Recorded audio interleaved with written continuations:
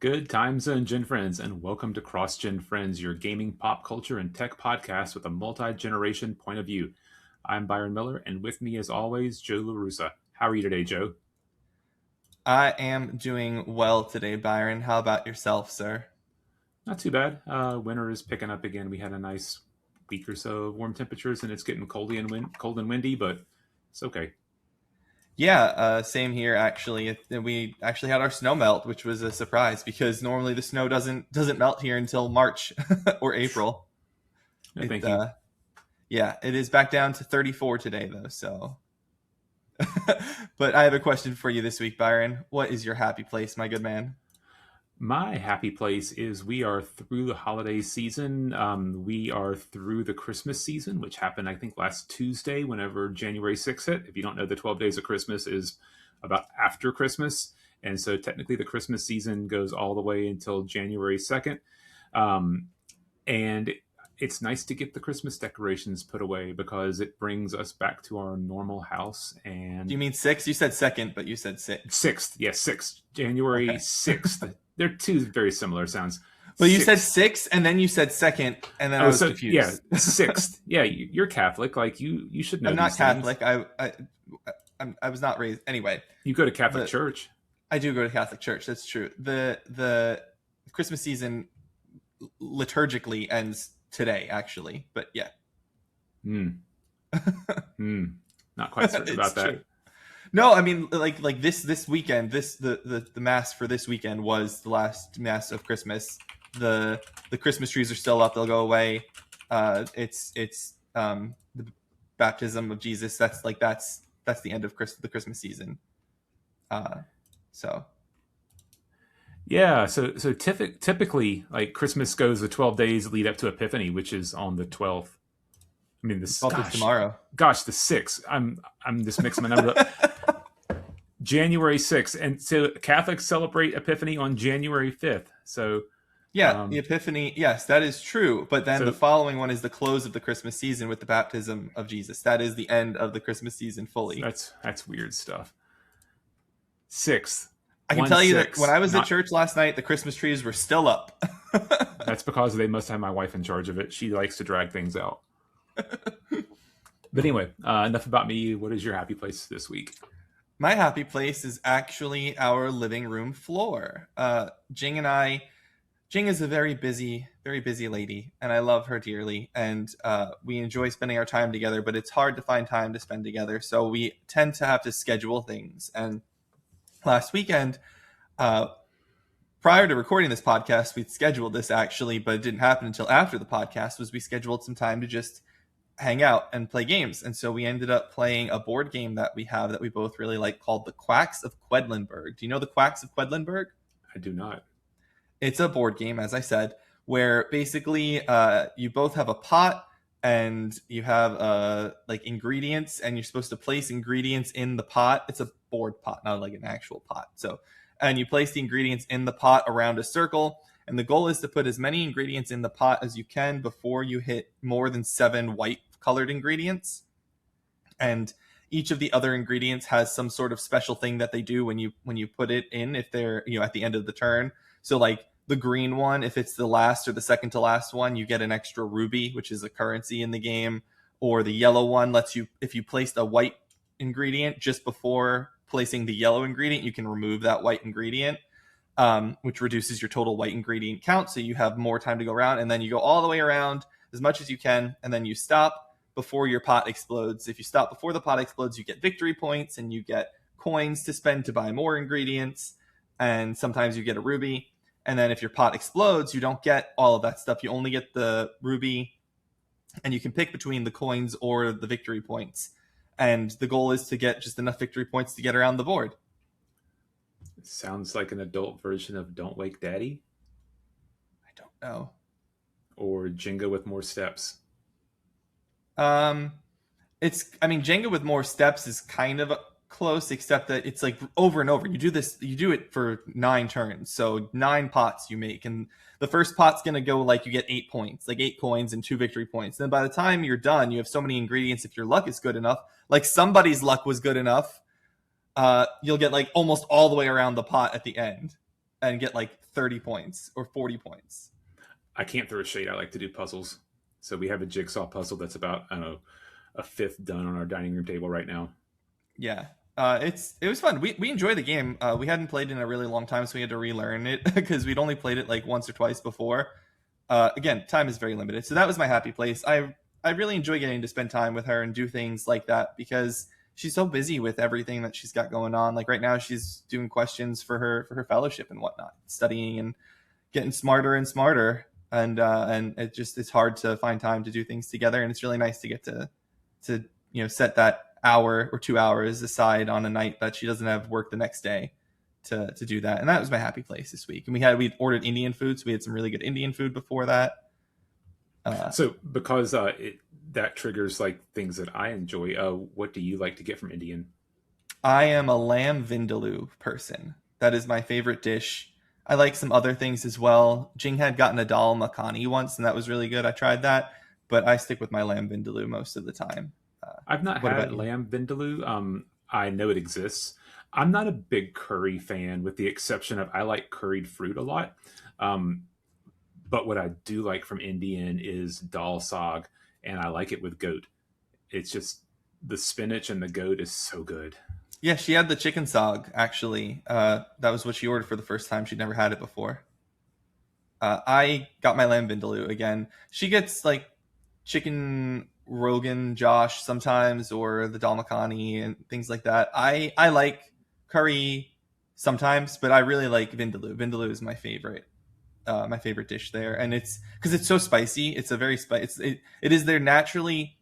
It is the most spicy, like hot spicy dish naturally without having to choose your flavor level. So if you just order that and you don't tell them a spice level, when they make it, it's automatically going to be pretty spicy. And then you can make it hotter if you want to, or ask them to make it less spicy if you needed to. But I like spicy food, so it's good. And there's this one place. It's funny. I wanted to go to this place for a long time, and I went there. We went there once, and the food was fantastic, but the service was abysmal. So we swore off ever going to that restaurant again in person. And now, anytime we want to go eat their food, we only order it to go. Because to go, it's you're at home. It doesn't matter. You get your food. You're done. We were there, and that's what we think was taking so long, is that we were sitting there and waiting and waiting and waiting. And we saw these to go orders coming and going the whole time. We're like, we're right here. Where is our food? Captive audience. COVID killed Yeah. dining out for us. Like we get takeout whenever we do things the majority of the time. Tonight we're actually going out. We're going to go hang out at like a sports bar type place, watch some football, eat some Mm-hmm. garbage, and probably have a little beer. And that's typically when we go out and we eat somewhere.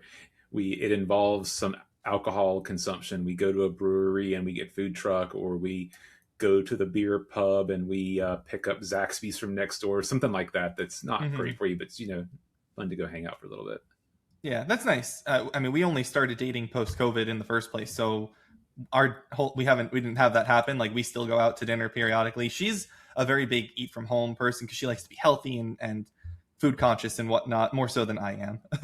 But she's more responsible than me in that regard, I guess, and in most regards. So I do try to get her to go out. We went to Cracker Barrel the other day as well because I had a gift card. I have this gift card left from Cracker Barrel, 47 cents. That's what's left on it. That'll knock out a tenth of the tax. Yeah, right. Maybe if we're lucky. But yeah, so that was my happy place this week. It was great. I was very happy to do that. Cool. Well, let's move on. And we got a few news stories this week. So take it away. Yeah, first news story up. Microsoft has announced the date of its fourth annual Developer Direct. Developer Direct is held in the January of every year since 2023 to give the public a look at some of its upcoming games directly with the developers. So rather than having your announcer or over the ghost voice in the background, you actually speak with the people who are creating the games, the game directors, the art directors, and whatnot.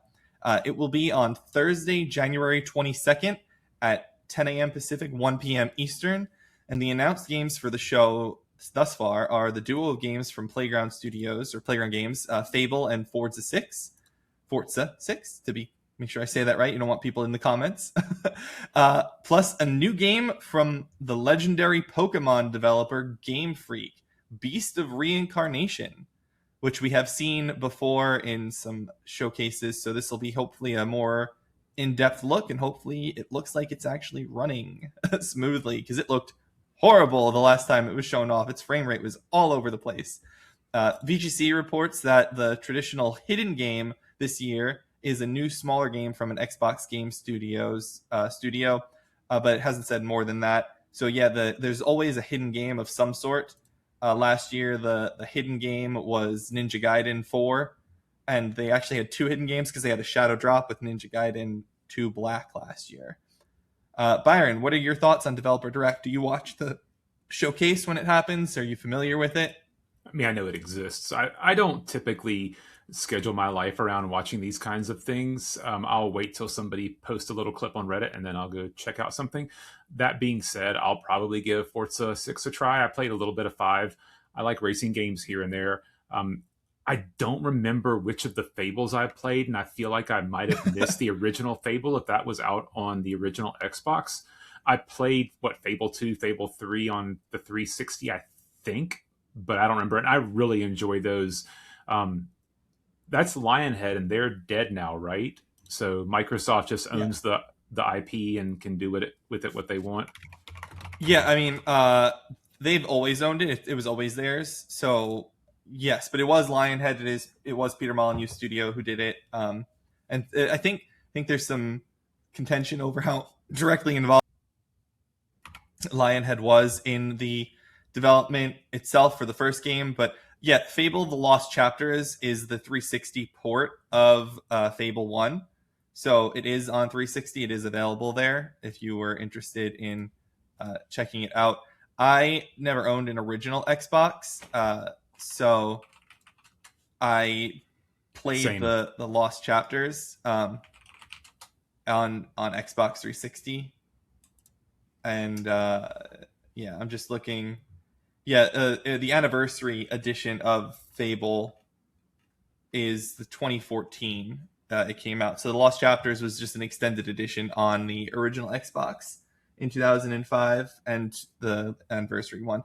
I think I played it, the Lost Chapters, backwards compatible, and then they released the anniversary edition on 360 years later, but I never played that one, I don't think. Yeah, they're all 3 out on Game Pass. I don't know if it's PC. No, it's not PC. No, it's not. No, they're definitely not PC. That was one of the things that people always said, was that Fable is hard to play right now, unfortunately, because they're really good games. Even Fable 3, for all of its controversies and unfinishedness in some ways, because the second act of that game, the back half of that game, is like really short and really weird. It's still really fun. I really love the Fable games. I think Fable is my favorite Microsoft franchise that they didn't buy. I don't know what mine is. I played the heck out of Gears of War and Gears of War 2. Never played them. Never played Halo. Never played Gears. Never played Forza.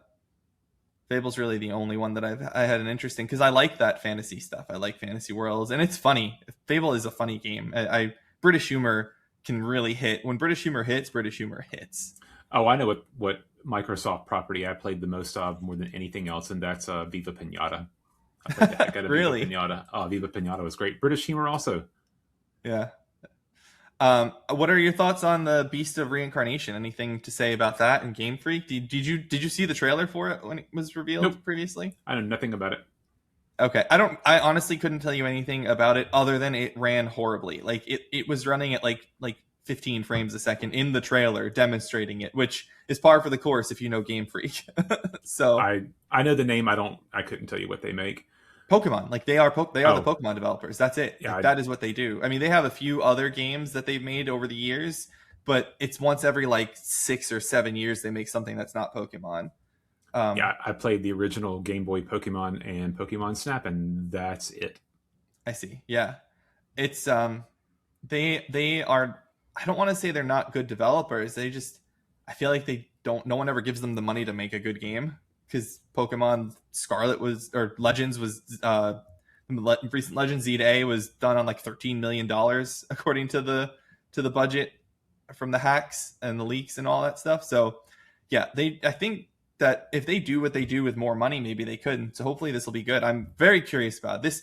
I'm excited for Fable, and I'm kind of curious about it. I don't care about Forza, but I am curious about what this Beast of Reincarnation is going to be. Like, this has my interest peaked just because it's such a rare occurrence to see Game Freak make something that's not Pokemon, and that makes something that may have some potential to be cool. So we'll see how that goes. And then the hidden game, I have no idea. I can't even begin to imagine what a smaller game from an Xbox game studio would be. There have been rumors of a remake of, is it Fallout 3? So maybe they do I bring that up at some point? You do. That's our I wild do. card. Okay, yeah. Yeah, so that may be what's going on there. No, because at least the report that I read on VGC specifically says new game. It doesn't say remake or anything like that. So it is a new game. I'm sure that they consider remakes to be new games, but that's beside the point for now. But yeah, so that's it for this story here. That is 11 days from our recording dates. That's Thursday. I will say the Developer Direct is unique amongst the modern showcases in that they announce it with a lot of distance between it, unlike PlayStation, which usually announces its state of plays like the week of, and Nintendo, which announces it the day before. So we will have a whole other episode of CrossGen Friends before this Developer Direct happens. That's how far away it is still. Give people time to plan their lives. People have stuff going on. They do have stuff going on. That's true. I wish that it wasn't on a Thursday, because it would be fun for us to live stream it together or something. Like, that would be cool. Maybe we should start looking into that for like Summer Game Fest in June. Yeah, we have to. I would guess that we can stream video through this platform. I know how to do it in OBS, like I stream near, but like I don't know how to bring in another party with that. So that'll have to be a we'll figure that out. Thing. Yeah. All right, Byron, you've got the next news story. What's going on in Ubisoft world? Ubisoft has closed its Halifax studio, Halifax, Canada, which was working on mobile versions of Assassin's Creed and Rainbow Six. Oddly enough, the studio recently unionized, but the developer claims that the closure is unrelated to the unionization that occurred in the last week. I have a couple thoughts on this. The first is cool. Maybe this will give us the next Expedition 33, because that's very similar to how that group came together. This probably will not be the last closure of game studios this year. I mean, it definitely won't be. I think we talked about it last week. I think that the game industry is going to have some struggles this year, but I also think that unionization of the gaming industry is long overdue, not from necessarily me saying I'm for it or against it. I can talk about that forever. More so that I think that the game industry has been notoriously difficult on labor since, I don't know, gosh, the mid 90s, early 2000s. And I'm just surprised that it hasn't happened as of yet. So we'll see. I doubt this will be the last unionization attempt at a big game studio this year. Yeah, if it was any other studio or any other publisher besides Ubisoft, I might not entirely believe that it wasn't connected to the unionization. But Ubisoft has been going through so many financial problems and done so much lately that I kind of believe that it's true, that they really were just planning to close this particular studio. And I don't like this as a thought to say, but maybe this will help teach people that unions don't protect from layoffs. It's not what unions are for. And I feel like a lot of people in the games industry commentary side of things think that unions are just anti-layoff vehicles, but they're not. That's not what they do. They just make the layoffs a little bit less painful. Well, if anybody believes that unions prevent layoffs, layoffs they suck. I don't have any positive feelings about layoffs, but oftentimes they're because of a downturn in a business. In the games industry, they're an effect of the cyclical nature of game design, which kind of sucks. What unions can do for people is give them more protections, have guaranteed contracts for periods of time, give them some sort of out clause, so they would get 6 months of salary at the end of a game, just something like that to protection for the employees. Yeah. And I that's it's good. It's good to have those sorts of protections. It's important to have some level of surety, because in the world, especially the way it is right now, there is none of that. No one is necessarily feeling safe at any given time, which is a Yep. shame. So Yep. All right. Well, back to you for the next story. yes, in continuing with Microsoft news, Avowed is coming to PS5. Obsidian has announced at the New Game Plus showcase. I'd never heard of this New Game Plus showcase before. Apparently, it's a new gaming showcase event hosted by some prominent YouTube creators. I saw someone named Luke Stevens announced on there. I think he was in the video that made this announcement. I don't really know who he is, but um, yeah. The showcase alongside the New Game Plus announcement for New Game Plus in Avowed. New races like dwarves and orlins, new weapon types like the quarterstaff, and a photo mode are coming, plus some other tweaks and changes to it. Still no word on any sort of expansion or new content for the game, but I think this is a cool announcement because I really liked Avowed. I recognize that there are a lot of problems with Avowed, and that it is very much like running around a diorama set where there's not a lot of movement or interactability with the people or the characters or the setting. But I still think it feels really fun to play. It's really fun to run around and parkour and explore. I think that's a something that is way better than how movement controls in the Outer Worlds 2, for example, that we both liked. But you have something you Didn't want to love. say? No, I was Right. gonna say, do owners of Avowed get the content for free? Yeah, this is all free update for the owners of Avowed. Good. Obviously, PS5 is, you have to buy it because it's not on PS5 yet. But yeah, this is a free patch for everyone. And I love Pillars. I don't know how much I mentioned Pillars on here specifically, but I'm a big fan of the Pillars games. I played the first Pillars a few years after it was released, and then I waited a few years, and then actually just before I moved up here, like that summer before moving, so maybe a year before, I played Pillars 2, and I really, really love Pillars 2 as well. Deadfire is really cool. So anything in the Pillars universe of Aora is exciting to me, and that's one of the reasons I was so hyped for Avowed.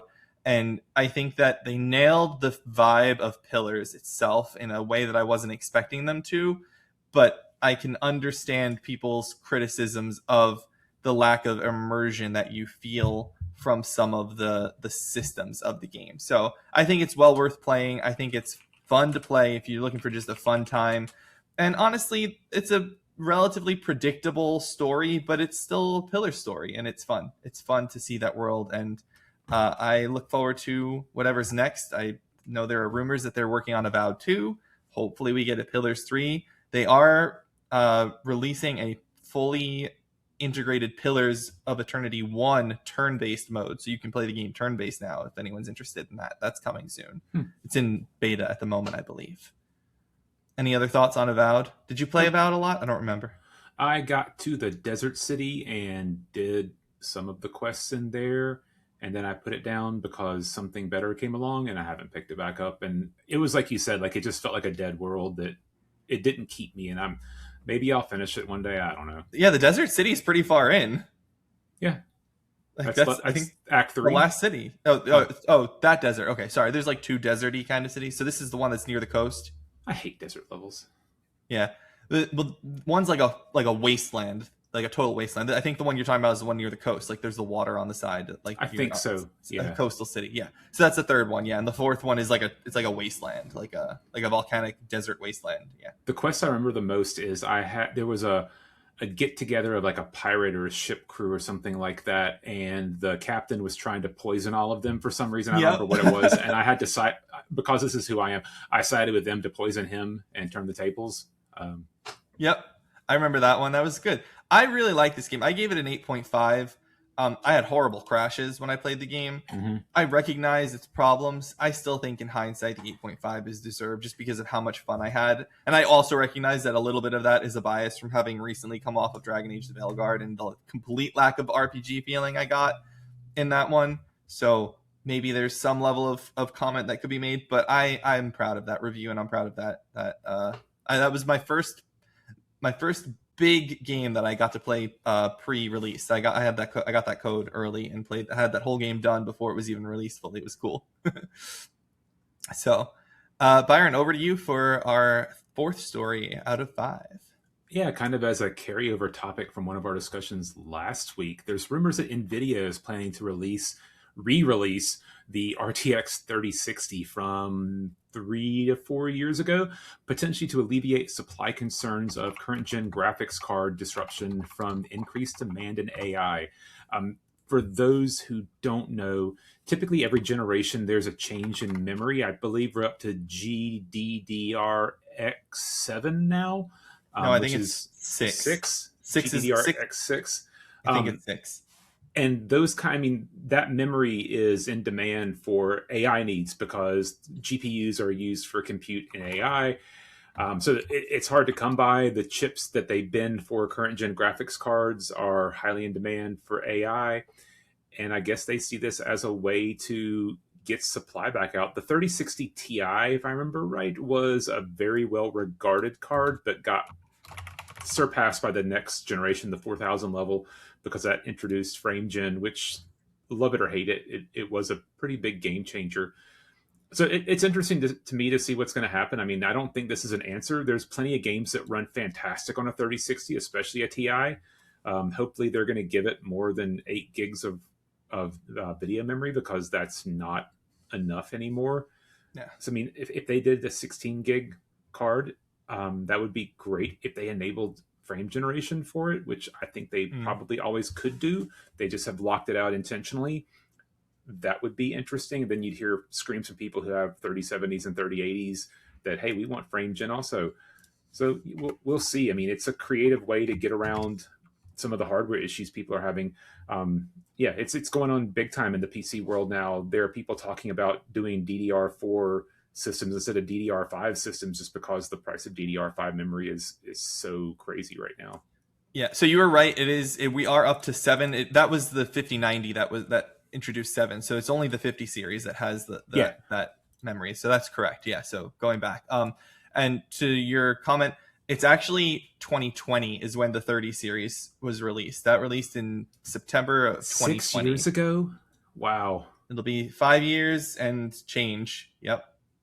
Release date September 17th, 2020. So that is a very old card that they're going to look to bring back. And yeah, I agree with you that having that extra VRAM in there could be a really boon. My very first PC that I built, I bought a GTX 670 card, and they had a version of it that had more VRAM that I bought, and that's the one that I used, and that held up so much longer than the base version. I don't remember what exactly it was. It might have been like 4 gigabytes. Yeah, I mean, back in the day, it didn't matter as much because honestly, 8 gigs is enough for people playing in 1080p. But the higher resolutions, when you're getting to 1440p, when you're getting to 4K, more memory is better. I have a 4070 Super, and I'm playing at 4K for most games, and it's a 12 gig card. It's not been a problem, but I know that there is sometimes that I can't do higher end settings because I don't have enough memory. So I wouldn't buy a 3060 to replace it for the 16 gigs, though. No, definitely, it's not a replacement for any of the higher cards. It's for people who can't get things. Yeah, right. I have my 4090. I'm super glad I bought my 4090 just at the time that graphics cards were coming back to their MSRP. So I didn't really spend. I think I spent like $50 over MSRP for. I think it was like $2,050 or something. So it wasn't outrageous in terms of the upcharge, but I know that there was a brief window where these prices had really lowered, and then they were like, reasonable again. And I bought it right in that window of time, and now everything's going crazy. So I'm glad I built my PC. Granted, it's coming up on 3 years old, but even still, it's fine. Yeah, there's no need to do anything different for my PC here. And hopefully that'll be the case for the next 5 years. We'll see. I think that part of the 3 out of it plus. Stuff's not accelerating that much more. The 5090 isn't that much better than a 4090. 5090 is not better than the And 4090. From everything I've read, the only thing about the 5090 is that it has the AI power behind it, but its actual raw power is weaker than the 4090 itself. it's a better card. It's also a higher power card. It's like 600 watts or something dumb like that. And that's honestly that's where we are in the industry for the most part. They're not able to increase their performance as much as they used to be because I guess we're probably saturated in terms of things that we know. So the ideas are either you shrink your die or you pump more power through the card and get higher clock speeds and warm your house with it. Yeah. Well, we'll see how that all goes. I hope that we get out of this in one piece. I'm a little scared that we won't. The industry, the world. Yeah, I think that there's. I don't think AI is going away, but I think that there's going to be crash. May not be the right word. A sag. I mean, I don't think we can keep up with this essentially circuitous spending. And I do think that there is more public pushback than was anticipated by these companies. Oh yeah, I mean we don't have it as a news story this week, but CES happened this week, and I think it was Dell came out and said consumers are not buying because of AI, so we're not going to focus on that for consumers. Everybody else, they was the old I saw that, yeah. Rudy Giuliani joke. He says a noun, a verb, and 9/11. That's what most companies were at CES. It was AI, AI, AI, and Dell's like, hey, consumers don't want it. They're right. They're right. I mean, I think consumers like the basic access to the AI tools, having their Gemini access or their ChatGPT or their Copilot or their Grok or whatever, but I don't think they want it in every aspect of what they do. They don't really want it in their programs. That's the thing that I have noticed is that people don't like that it's being forced into the applications that they're using.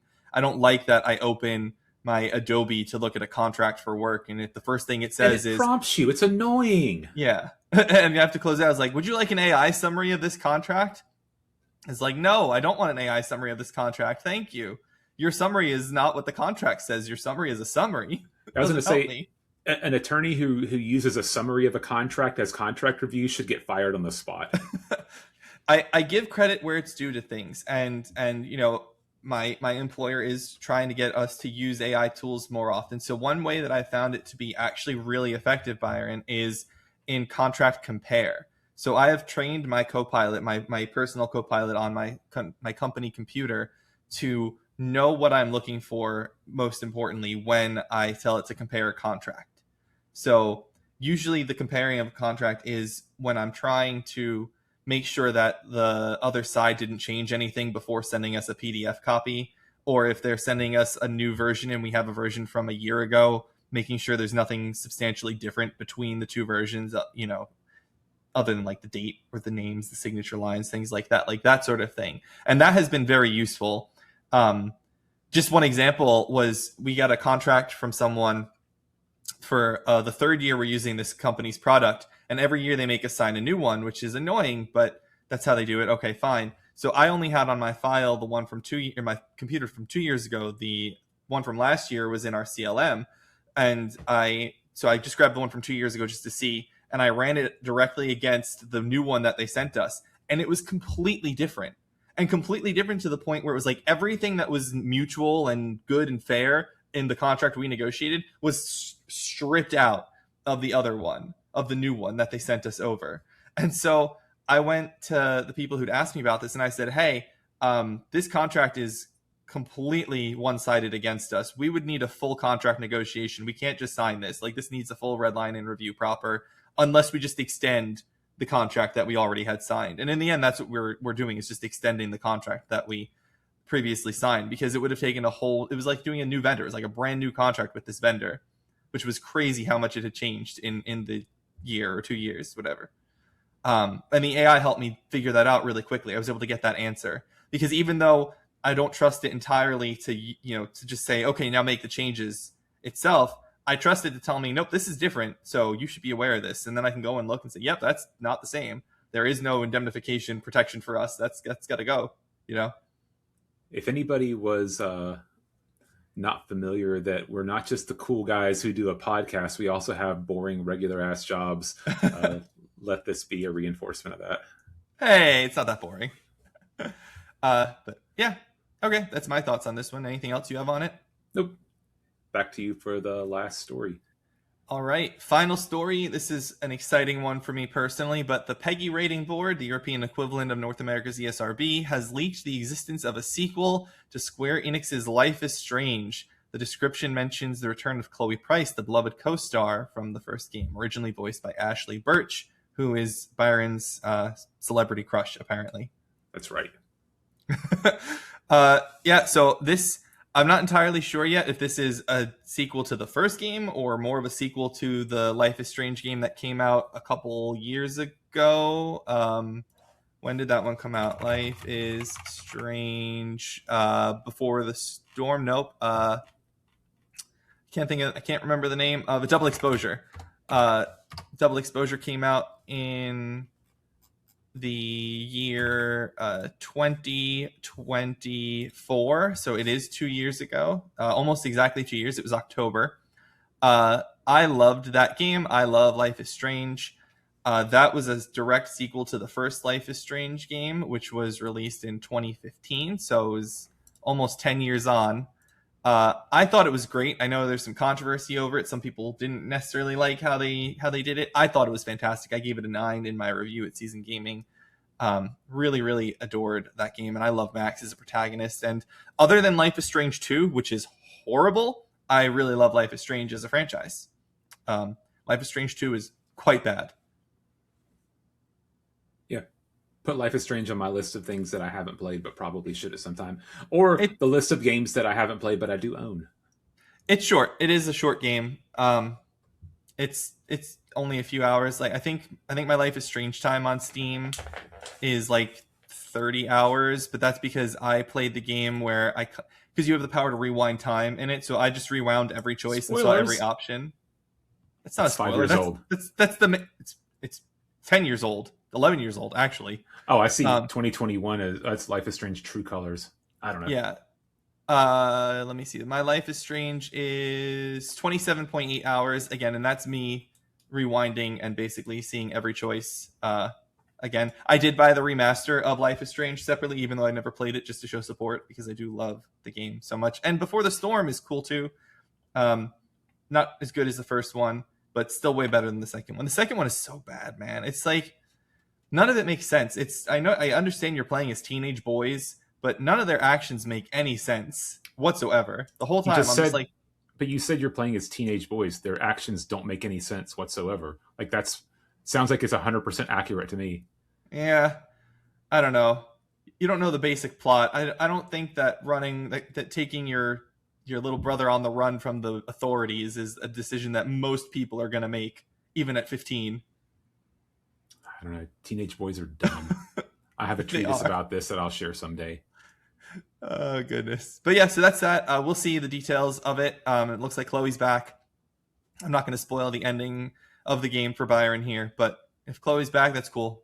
I'm excited. We'll see where it goes. And that'll do it for the news, unless you have anything else you want to say. Nope. Ready to move on. All right. Well, let's just jump right into what we're playing then, I guess. Yeah, I'll start that off. I did live stream Nier last week, and I'll apologize. I thought I had the microphone issues fixed. I don't know if I did an update to OBS that reset my mic settings, but I didn't notice till after I finished. So I'll have to play with that a little more. I still like Nier. Parts of it are still frustrating to me. I did die on a respawn this time. I died, it respawned, and then the world didn't exist underneath me. And so I just kept falling. And I could not pause it and load a new game. I believe I had to quit the game entirely, black screen the live stream, and then reload to get there. And then every time I died on that boss, the boss is A2. So I think I met A2 the first time. Everybody probably knows who that is because everybody knows about this game except for me. The world, like when I would start, like I couldn't see the floor and I would have to go for like 10 seconds. Then everything would pop in. And I don't think that's part of the game. I mean, obviously it's part of the game. I don't think it's part of the game itself. I think it's part of the engine. Yeah, it's not intentional because from my understanding, this game does get weird at some point. but yeah, so that was fun. But I'm still enjoying the game. I would play more if I didn't have to set up my camera and microphone every time I played it. But I will continue to work on the Thursday at 7:30 thing if we don't have other plans that come up. But that's the goal. Nobody joined this last week besides being told by somebody in my life that he would join and listen. Um, yeah, well, I'll continue playing that. I Platinumed isn't the right word, but I finished all the achievements for Ball Pit this week, and Nice. I You got the still have. 100% achievement. I did. I You have to play with every character, and there's some character you have to get through all the levels with all the characters to get all Yeah. the achievements. And there were Yeah. some of the characters that I did not like playing with, and so I intentionally avoided them. And I just had to suck it up towards the end and just knock through. Um, Bite your bottom lip and think of England. It was rough with some of those characters, but I made it through. I have New Game Plus, and I was like, I got all the achievements. I'm not going to go through New Game Plus. And here I am this morning sitting here playing the dumb game on New Game Plus because I still enjoy Ball Pit. I paid $11 for it, and it was worth all 11 of What's your those playtime dollars. at? What's your playtime at? Let's see. I think it's 37 hours because I think I looked at that earlier today, but I'll confirm. 41.2 hours. That was close. I may have looked before I played this morning. Mm-hmm. So a full week of playing, and I've gotten 63 out of 63 achievements. Nice. Good Yeah, job, buddy. I'm proud of you.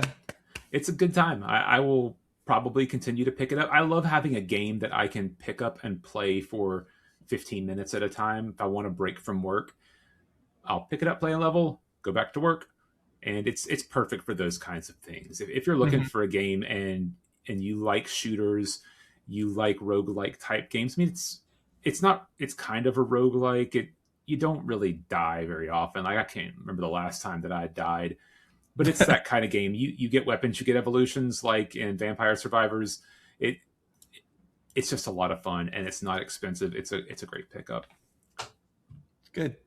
And last, and I'll just say least, Divinity Original Sin. I am continuing to work through it. I mentioned last week that I had downloaded a cheat trainer for it because I was not going to move urns or barrels or whatever around the level to block the boss ads from coming in. So I just put on infinite hit points and pushed through that. The next level is back to normal difficulty, and I've enjoyed that. It's been fine. The Act 2 level is very similar to Baldur's Gate, where the first level is big and fun, and the second level is big and just kind of monotonous. The majority of it is in a blizzard, and so your characters are constantly complaining about being cold. I don't have a heat spell to make them warm. I could just launch fireballs, but that would be worse than making them warm. it I fought a boss in it and he just kept freezing one character constantly and it was annoying. I don't know that I care about the story. It's not as good as Baldur's Gate 3 story wise or gameplay wise. The speed of the movement still sucks and it's still annoying.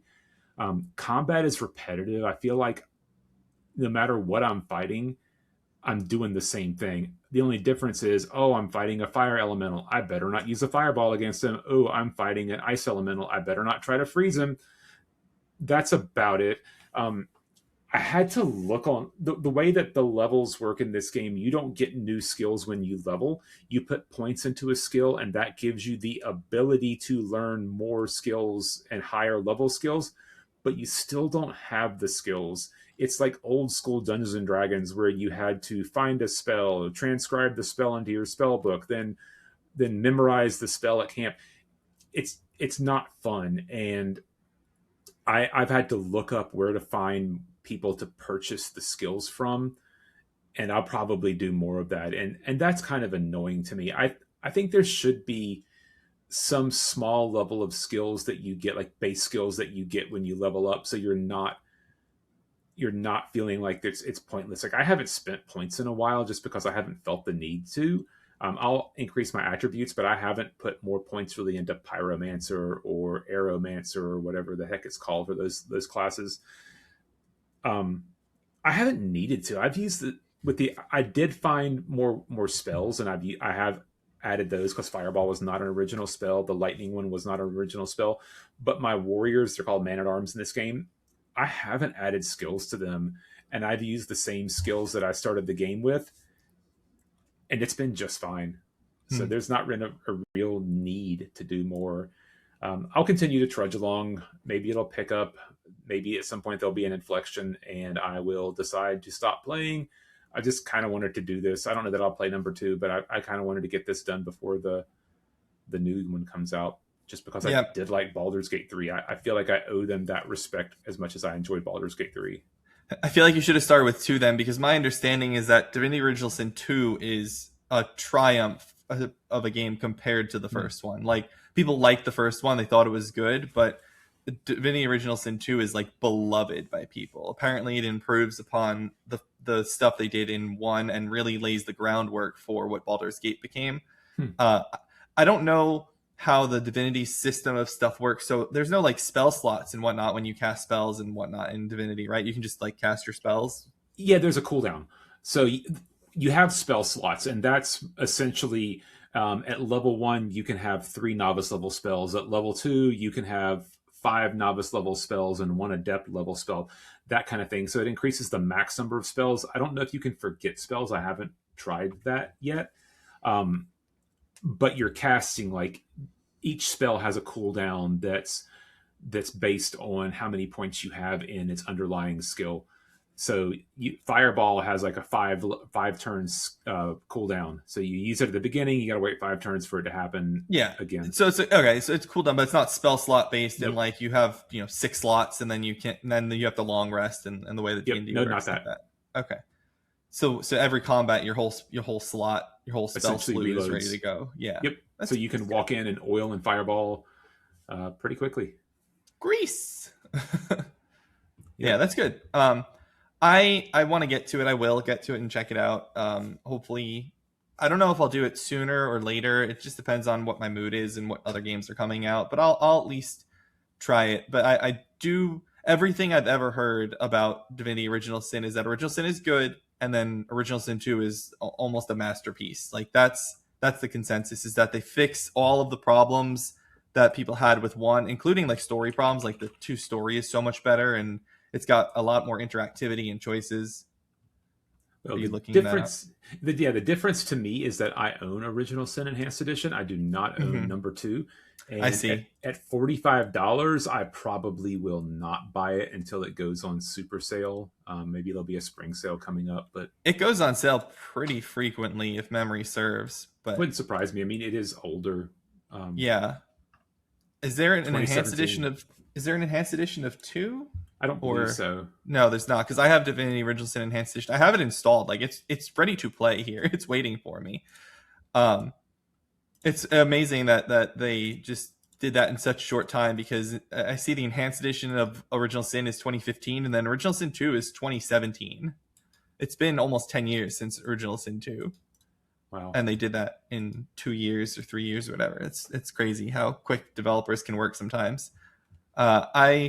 I hope you get to enjoy it more. I want you to have fun with it. I always want people to enjoy the games that they're playing, and it sounds like there are fun elements to it, but there are Mhm. also just some Frustrating. frustrating, bothersome points. So Yeah, I hopefully don't. they lighten up. I haven't cheated much since I guess the original Doom, where everybody typed in BFG or whatever it was. Um, but this one, I just got tired of trying. I tried that first act boss You multiple said just times. lower the difficulty. That's not cheating. When I loaded the difficulty, I downloaded a trainer and I gave myself infinite hit points. That's Oh, how I okay. beat the first act boss, and then I stopped doing it because I didn't need to anymore. That's crazy, man. That's just crazy. Yeah, and I think this week I looked up something. I don't remember why. I was trying to figure out how to progress with the quest because I beat him, but I couldn't figure out how to finish off the quest. Um, the the log is minimal. So the quest log. So I wasn't sure what to do next, and so I looked that up. And one of the things I saw said, we recommend you clear out all of this other crap and make sure you release level whatever because this is a very very challenging fight. And I'm like, dude, it's the Act One boss. Come on, it's not the final boss. I mean, Act 1 bosses can be tough. There are parts of Baldur's Gate 3 that are very challenging early on, Yep. before you start getting your spells. And obviously, that all depends on your classes and what you have available to you. But if you're not, I mean, I'm pretty sure it warns you before you leave the first act zone and head over to the Creche. You're supposed to be like level 5. Like they want you level 5 at least, because it can be tough. Yep. Yeah. Yep. So that's it for me. How about you? What you playing this week? Yeah, I mean, no surprise here, Pirate but Yakuza. Like a Dragon, Pirate Yakuza in Hawaii is my game of choice. I'm actually almost done with it. I was really hoping to be done with it before this week, but unfortunately, not quite there.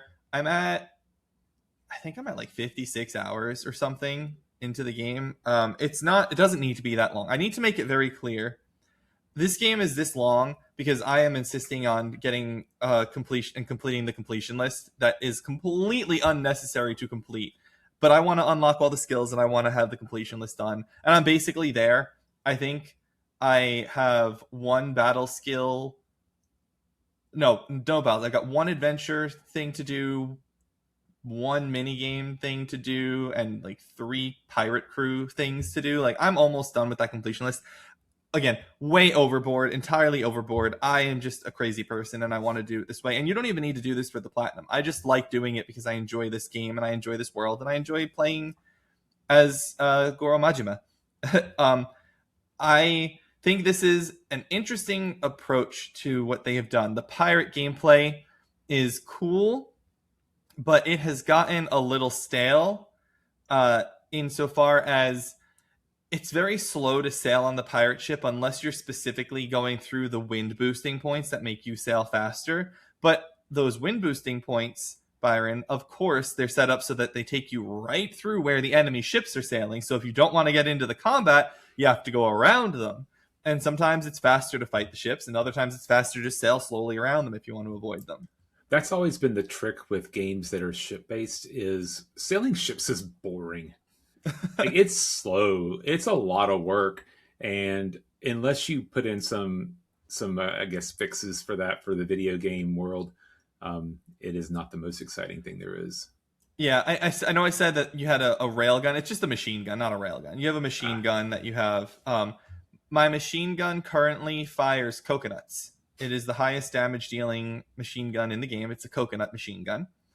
And then my cannons on the side are laser beam cannons. They shoot laser beams because they are the higher damage dealing ones. And I had the stuff to make them, and I pretty much put those on right away and haven't changed them since because there's no reason to. But if you can make lasers, why are you shooting stupid coconuts? These games make no sense to me. Because there was no coconut machine, or there was no laser machine gun. It was just a coconut machine gun. I could have shot squids. There was a squid machine gun. Metal exists. You don't make the lasers out of coconuts. You don't. It's not Gilligan's Island. The coconuts are the most effective tool for, because I had been using an ice machine gun that would freeze the ships, where I shot like ice blocks at them. But I switched that to the coconuts because the coconuts damage the stern of the ship more, and when the stern of the ship is damaged, the ship is stuck in place for a few seconds. You're missing my point. Like, metal is better than coconuts in every way, shape, and form, except it doesn't have delicious liquid and meat inside of it. That's true, but it's not as funny, and it's not as tropical themed because it's Hawaii. And here we are with lasers. Yes. Anyway, the ship combat is fine. It's fun at first. It just gets a little boring in the end. It controls well, I will say. It does control pretty well, like driving the ships and turning and shooting. It's a little repetitive in that regard. And there's a lot of ship battling, but again, a lot of it's optional because once you've unlocked your fast travel points, you fast travel from lighthouses around, from one lighthouse to another, or just immediately go from the waters of Hawaii to the waters of Madlantis. Like, you can just teleport pretty quickly, so you don't always need to do the ship traveling. The combat of the game, like the regular combat, is great. Majima's moves are so cool. He has this like charge up where he like squats down, he charges up, and he like super speeds forward, and then he does damage to everybody. And then that like anime trope where like after the move is over, the person takes damage again. You're like, oh, you know what I'm talking about? It's like the two people are heading at each other, and then the scene shows Oh, them just going past each other, yeah, and then yeah, they stop, and delayed then damage. I get you saying, right. yeah. So when you do it, Majima is like the one, and the other's just like normal people, and he'll take damage as they go through, and then a second later they'll take more damage and they'll die. Like it's cool. And it's effective. I will say I play these games wrong, and I recognize that I play them wrong, and I say that I play them wrong because I got basically the top ranked pirate level. There's 5 pirate levels, 5-star pirate.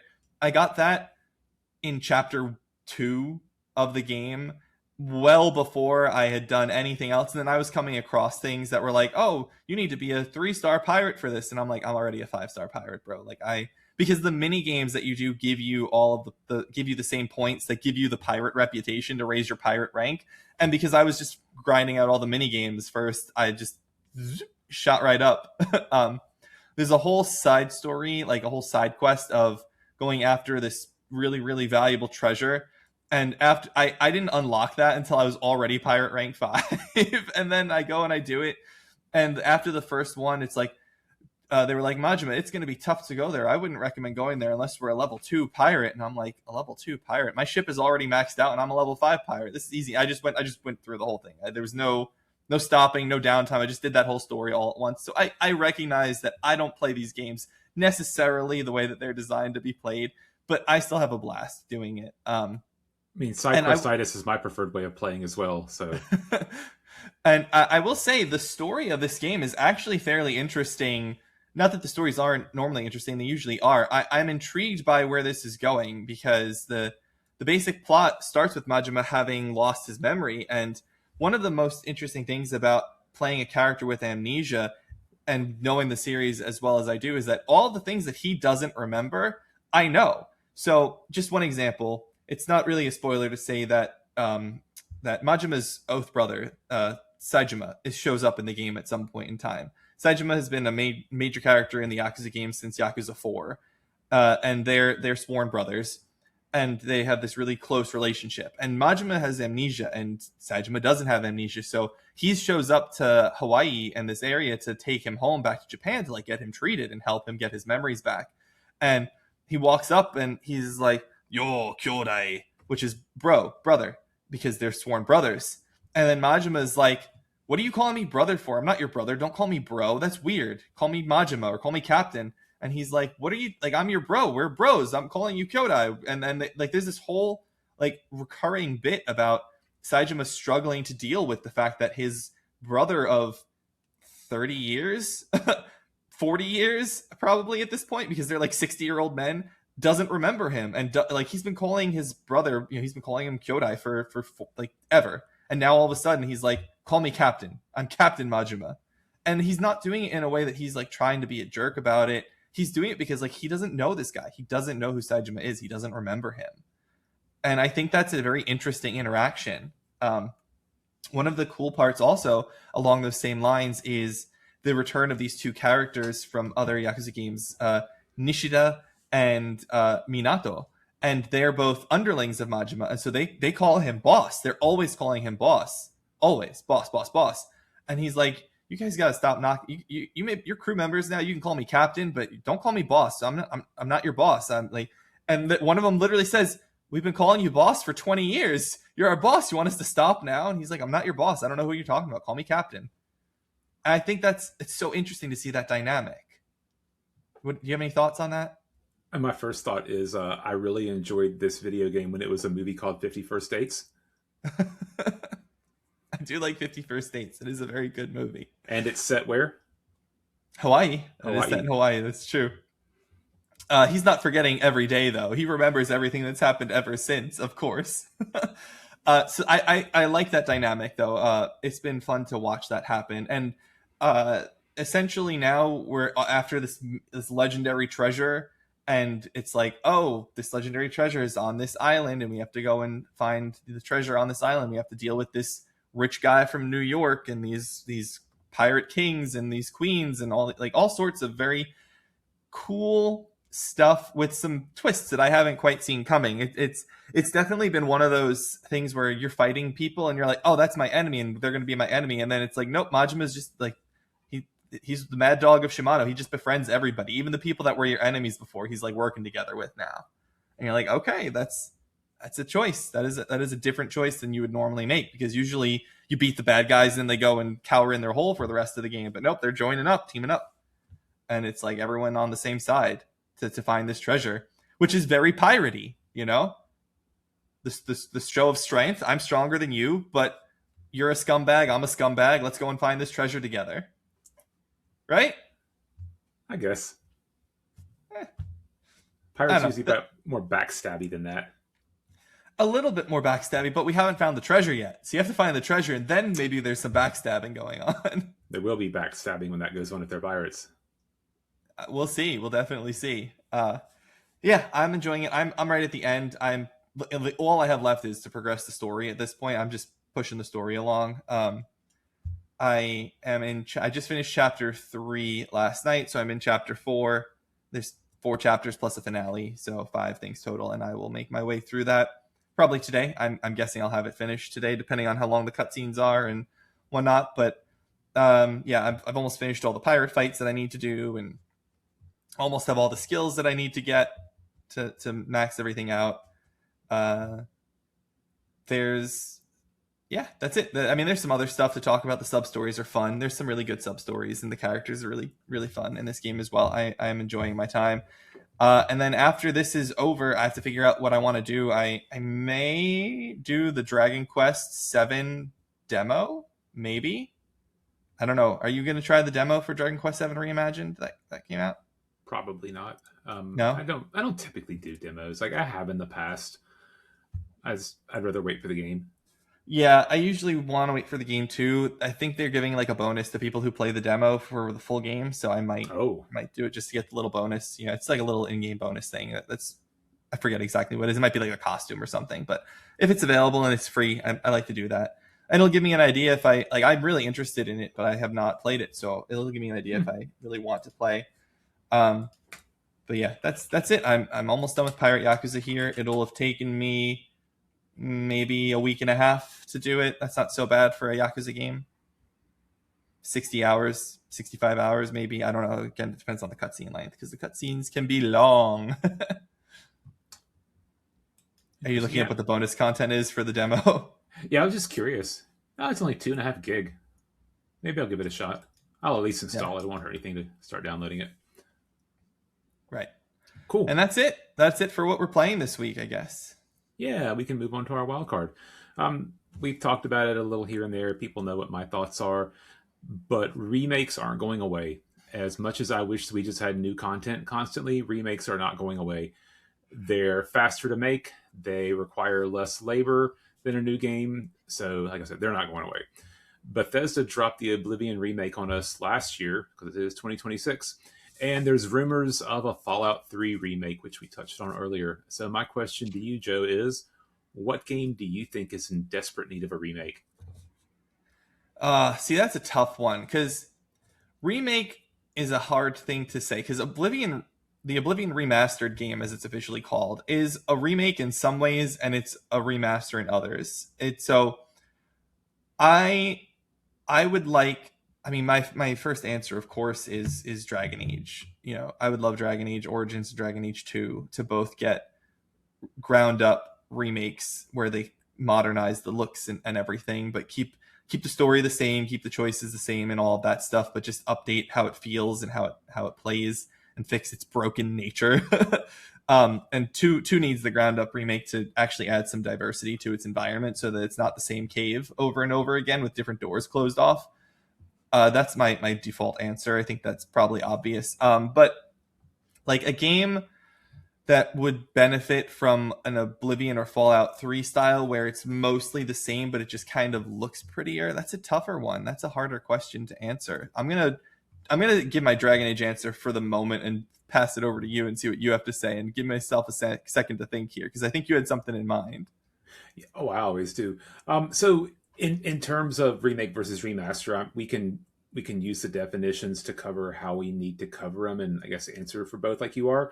Mm-hmm. In terms of a full remake, I'm going to say Final Fantasy VI. There's a lot of people whose first Final Fantasy game was Final Fantasy VII, and it's a good game. It's a very good game, but it's not the best. Final Fantasy VI is easily the best Final Fantasy game there ever has been, and there are people who didn't play it because it was big, but it wasn't so big whenever it came out on the Super Nintendo. There are people like Joe who are prejudiced against pixels and will not play a game with pixels in it.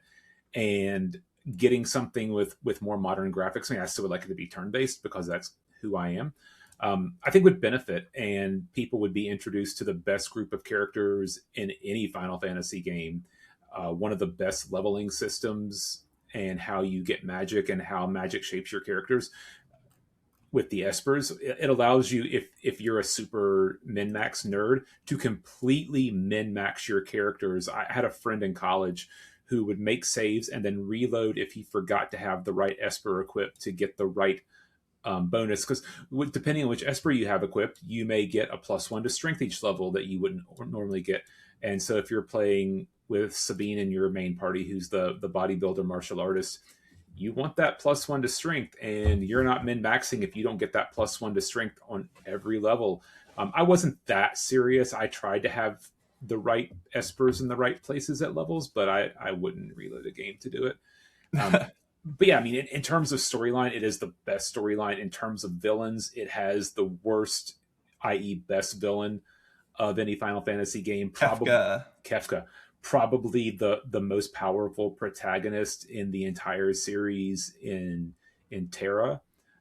Just a group of fun characters with their own side stories, completely separate character builds. You have all of your Final Fantasy classes in there, and every character plays the game completely different. From, I said, Sabine, who has martial arts that requires Street Fighter type moves to execute. You have Edgar, who has the engineer type skills, which are really cool. Traditional magic users, you have Celeste, who can absorb magic spells that are cast with her runic ability. You have your ninja characters, you have your thief characters. I mean, just anything. I can go down the whole list of names. You have your gambler characters in the game, and it's so much fun. And there's an entire generation of people who have missed out on, in my opinion, and a lot of others, the best Final Fantasy game that there's ever been. Yeah, I would love to play it. I would love. So, why do you think it needs a remake, though, if you like the pixel style? Like, would you want it to be a full 3D version remake along the lines of what they did to make 7 look as good as 7 does? Or, because I Maybe know people would rather make it like a pixel remake, the way that the Dragon Quest games were remade. so it's not for me, I guess, is the main thing. I would play it again. I love the game, and I've played through it a few times. I would play it again, but it's not for me. It's for other people to play it who've never had the opportunity to play it. It's that good of a game that I feel bad for the people who haven't gotten to experience it. I feel bad for me too. the I mean, I don't want to spoil it because I do want people to play it, but you finish the game and you're like, okay, that was the end, and holy crap, that was the halfway point. Sorry. And you have a completely new game to play. And there are permanent changes in the game depending on choices that you make in the game, and it's a great game. Great music. Yeah. Speaking of Square Enix games, though, a press release from Square just came out that I wanted to talk about. I came out a couple days ago, actually, but apparently Dragon Quest XI has sold 9 million copies. It's a good game. Which is the highest selling Dragon Quest game of all time. I didn't enjoy it as much as 8, but it was a good game. 8 is one of the games that I think I would like that needs a remake. I think there's a bunch of games. So okay, I'm just 8 still holds up. Instead of trying, it's got random battles. I can't do random battles like that. It would drive me crazy. Unless you have like a repel, like a Pokemon game, get a repel. So these are the games that I would like to have some level of remake done to bring them into modern settings. It's just going to give you a bunch of lists, a handful, okay? The Dragon Age games, of course. Dragon Quest VIII, so that I could play it for the first time. I would very much appreciate a remaster and remaking available The Godfather, the video game, and The Godfather Part 2, the video game, from the PS3 era. I think those could use remasters, and they're also not available anywhere. That would be fun. I also have you ever heard of Two Worlds? I have. Was that another Molyneux game? That's No. black and white. Okay. I've heard of Two Worlds. I don't remember what it is. Two Worlds is a fantasy RPG, and there's a sequel, Two Worlds 2, and they are both somehow amazing and terrible at the same time. I have played them both. I would love those to have ground up remakes because they are so bad and so good. The first game is written in like ye old English speak, which makes it unintentionally hilarious, and they're big open world RPGs where with some choices and consequence. They are surprisingly good games for what they are. I have not played them in a very long time, They were unfortunately. Microsoft games, right? No, they're not Microsoft games at all. Okay. I don't know. I've heard of it. I just don't have any. I didn't play it. Yeah, they were PS3 games, is what they were. I played them on PS3, They're on and Steam. yeah, they are. I own them on Steam. I like the Epic Edition. It's they have this. They have the wildest story. So the first game is from 2007. It's from Reality Pump and published by Topware. They made a sequel 3 or 4 years later, and they're inspired by like Oblivion and whatnot because it's that same era. And the crazy thing about this whole thing is Two Worlds 2 came out in 2011, and then they decided to do some sort of overhaul of it 5 years later, and they upgraded the game's engine and released new downloadable content for it. And it had content as late as 2019 Yeah. And coming out for it. you can buy all of it on Steam right now for $11.24. Yeah. Yeah. And honestly, it doesn't look bad. I mean, it still obviously looks 2010, but it doesn't look bad. Yeah, unfortunately, they were working on a Two Worlds 3 sequel at some point, and it's been on hiatus at least for the last few years. An interview in 2021 said that they're not currently working on one and that they were in talks for a potential Two Worlds 3 with some partners, but that's years and years ago. So it's probably dead, most likely is my best guess. But um, I really liked Two Worlds, and they haven't really released a ton since then. Apparently, they released a game called Earth 2060 or something like that. Yeah. Civilization, uh, but or it's in development. Yeah, like the last thing that they released was that Two Worlds game in there in 2019, the DLC. So they're kind of just been chilling for the last chunk of time, Hmm. which is unfortunate. But I enjoyed it at the time. So I would love remakes of those games because they really need it and they have a lot of potential. Oh, I think that what might benefit from a remaster, the way that Oblivion did actually, is the Assassin's Creed Ezio trilogy. I know they did a remaster of it a number of years ago. It's a terrible remaster. It's literally just like an upres that doesn't even look very good. I think that Assassin's Creed 2, Brotherhood, and Revelations would benefit from an Oblivion style upres. I agree on that. And I think the original Assassin's Creed would too. It's a flawed game. That they fixed a lot of the problems in later games. It'd be nice to have the storyline from that put in a more Yeah. accessible fashion. Yeah, I go back and forth on whether that needs a ground up or that remaster treatment. I kind of think that might need the ground up remake because its basic design is kind of busted in some ways. It's not really the best design style. I would not want to play that one again the way that it's structured exactly. I would No, want them to probably remake that one. I played through it, and I'm not looking forward to ever playing it again. Like, there's part of me that Yeah, would play no. the Ezio games again just because they were that much fun. I have Assassin's Creed 2 is my second most played game of all time, behind Kingdom Hearts and Dragon Age. It's I played it 3 times through. Yeah. Actually, I Um, think it's tied for my first place then. Yeah. so on my side, in terms of something that would deal with more of a remaster, and I'm going to go back to the hole that I always go to because it's my favorite set of games. Final Fantasy VIII could certainly use a remaster. It is a flawed game. It has the best ending of any Final Ooh. Fantasy game I've played. It has the best sub game of any Final Fantasy game. It's the one that brought out Triple Triad, which has been an independent game, I remember, but I never played it independently. But Triple Triad was a lot of fun. The characters in Final Fantasy VIII are good. The game had a flawed system called the junction system, where to cast spells, you would have to draw them out of the ground, and there was a limit to how much you could draw out. And you didn't want to cast the spells because you got a bonus to your stats for however many fire spells you had currently drawn into your character, which maxed at 99. They fixed that in like a Steam version when they did it for PC, so you could Mm-hmm. always have 99. Graphically, the game is very PS1 era. It's famously ugly. The main character is Squall Leonhardt. Leonhardt. Yeah, Leonhardt. Yeah.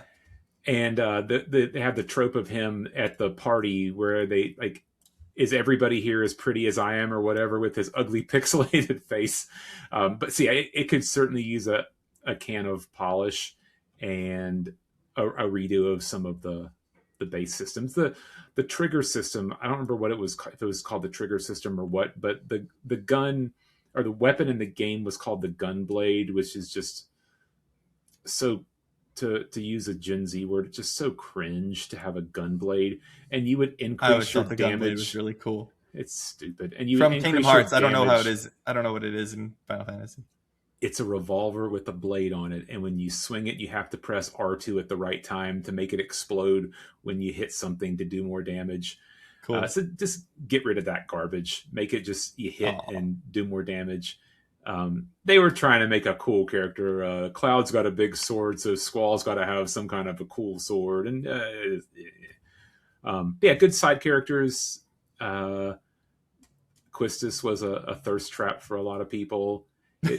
It's a good game. Like I said, the best ending of any Final Fantasy game. And is it worth playing for the ending? Not in its current state, but if they did a remaster and Square charged $80 for it, like they probably would, maybe then.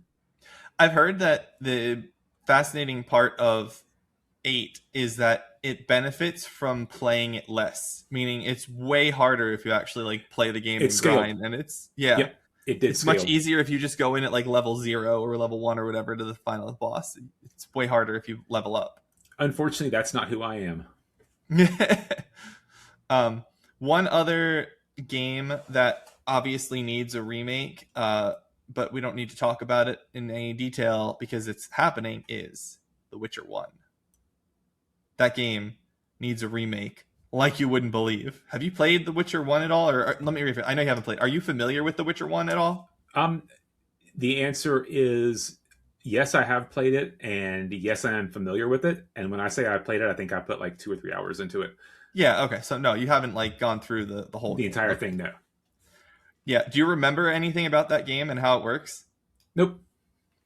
That game is so weird in that instead of the system from The Witcher 2 and then into The Witcher 3 with your potions and your two swords and whatnot, you have stances where you have your cat stance and your, I think it's like bear stance or something. And one of them is basically an agility attack and one of them is a slow attack. And you have to be in the correct stance and swing the sword in that stance to deal damage to different enemy types based on the type of enemy that they are. Um, it's a really wonky combat system. It doesn't feel very good. It's been a long time since I played it, but it doesn't feel very good. It's not anywhere near as interesting as 2 and three's combat system. One thing that always stands out about The Witcher 1 to me though is I remember this quest where I had to go into a cave and I had to go and I don't remember what I was in the cave for, but there were skeletons in the cave and I had to fight skeletons and I couldn't kill them. I was attacking them. Whoa, you okay? Yeah, I leaned back in the chair too far. At um, some point, I, I'm going to take this chair out and replace it with a different chair because I have a replacement chair. I just like this chair. so I was in this cave and I couldn't kill these skeletons. I was swinging my sword and I was doing basically no damage. And then in this game, you could change your weapons into like other things. You didn't just need your swords. And I had like a stick or a club, which had way lower damage than my sword did. But I put the club on and the skeletons were just dying immediately. And the reason for that was skeletons had an immunity or a super high resistance to slicing damage, but they were vulnerable to blunt damage. Yeah. So you And I did had start no this out by idea. saying we didn't need to go into depth on this, and now we're talking about the combat system of it. I just wanted to talk about how like I have that memory of it. But And I had almost 13 hours into this game. wow, And okay.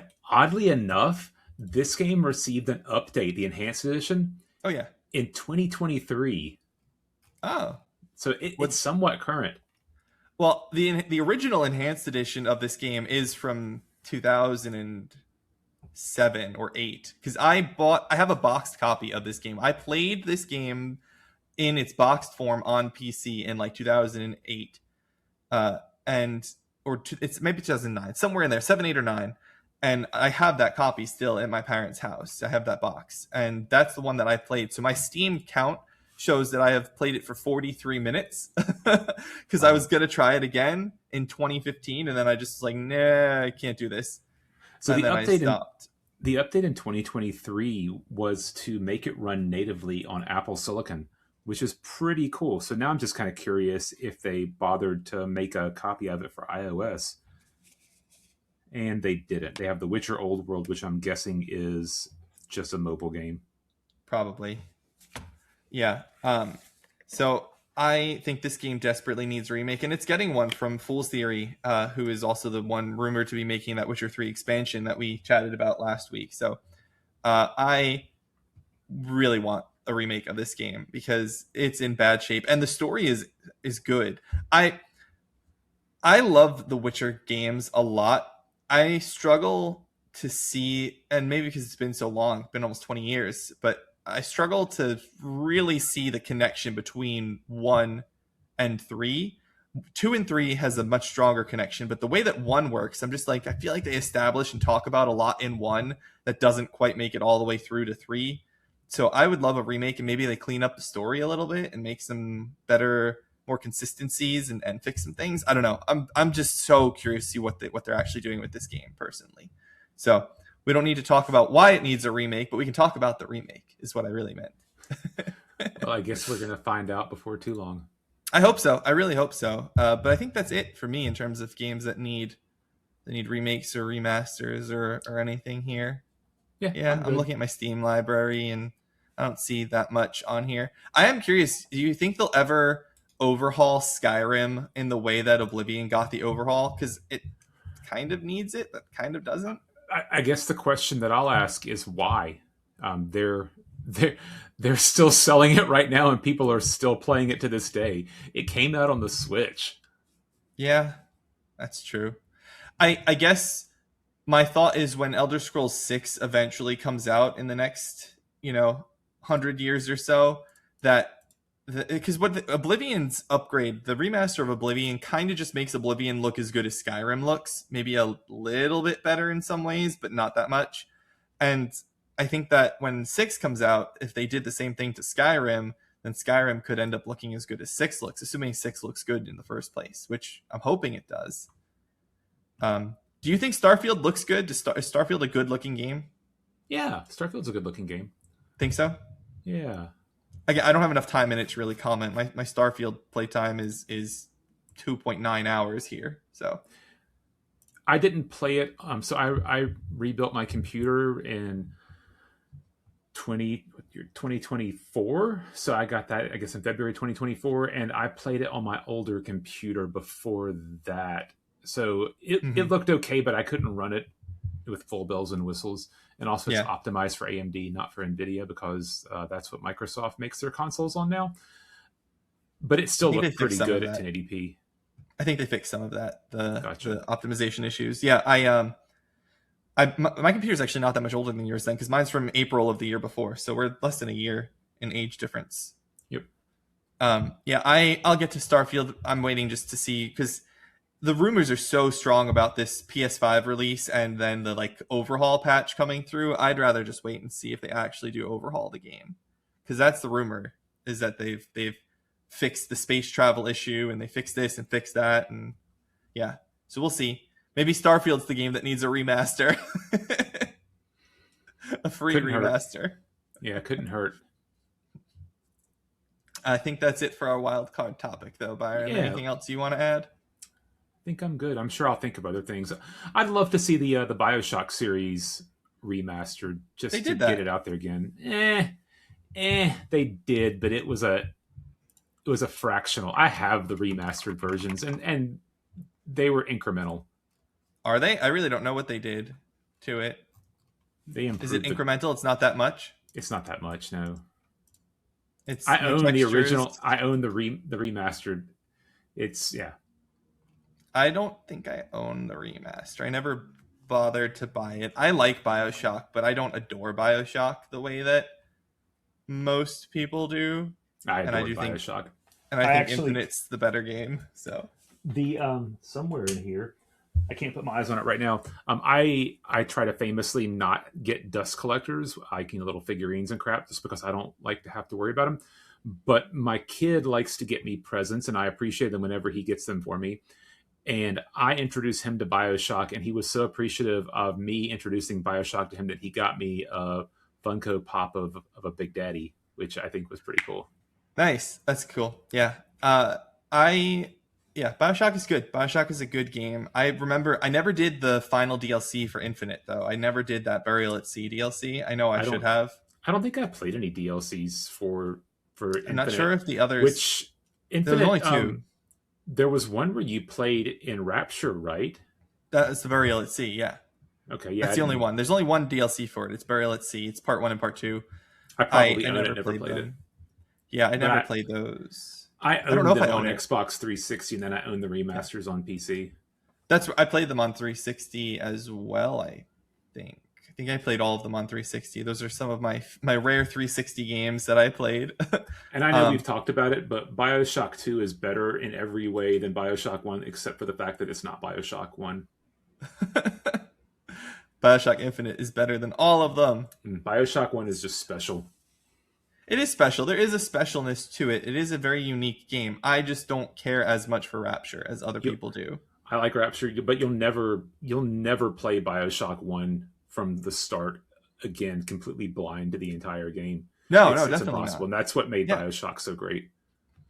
Oh, I just thought of one other that I'll say. Saints Row 1 and 2 need remasters, probably Oblivion level remasters. Maybe 1 could use a full remake. 2's okay. Uh, I love Saints Row. And 3's already been remastered. 3's fine. 4's fine. But 1 and 2 could use some major updates to them to make them more playable and look better because they're ugly now. I think we've actually talked about that before.